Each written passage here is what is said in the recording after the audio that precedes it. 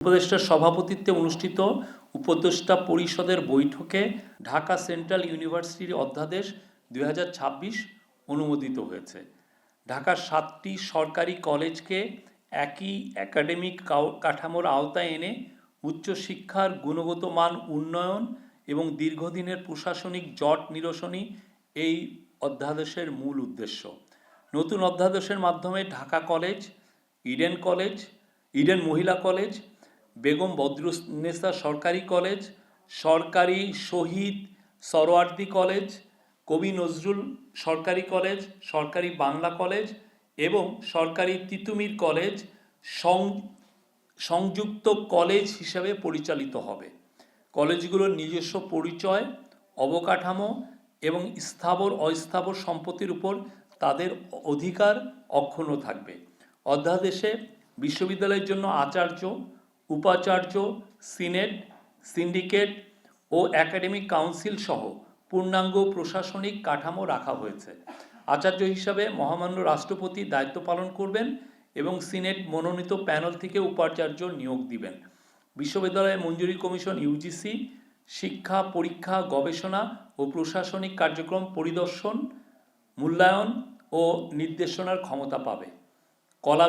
কলা, বিজ্ঞান, সমাজবিজ্ঞান, ব্যবসায় শিক্ষা, আইন এবং চারুকলা সহ বিভিন্ন ডিসিপ্লিনের পৃথক পৃথক স্কুল থাকবে। নেতৃত্ব দিবেন একজন হেড অফ স্কুল। সংযুক্ত কলেজগুলোর স্নাতক ও স্নাতকোত্তর পর্যায়ের পাঠদান, পরীক্ষা ও মূল্যায়ন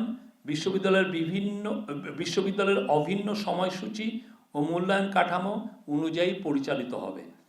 এসএসসি ও এইচএসসি পরীক্ষার ফলাফল এবং কেন্দ্রীয় ভর্তি পরীক্ষার ভিত্তিতে শিক্ষার্থীরা মূল ক্যাম্পাস বা সংযুক্ত কলেজে ভর্তি হওয়ার সুযোগ পাবে।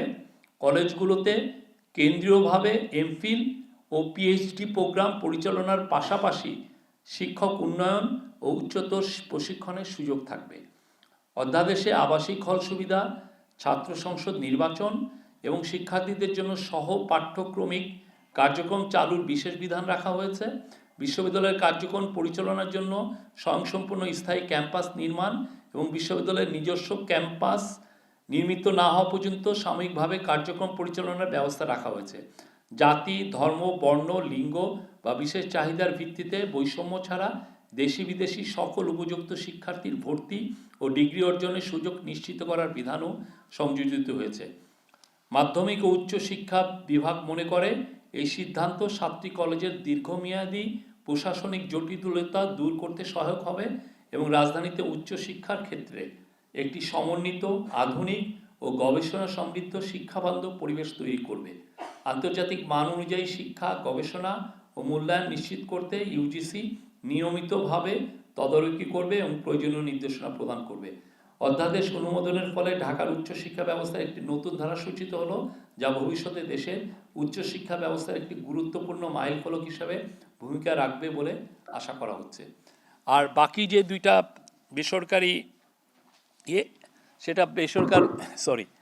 আর বাকি যেই দুই অধ্যাদেশ যেটা জারি হয়েছে সেটার উপর আমরা আপনাদেরকে প্রেস রিলিজ ইস্যু করবো, আপনারা পাবেন।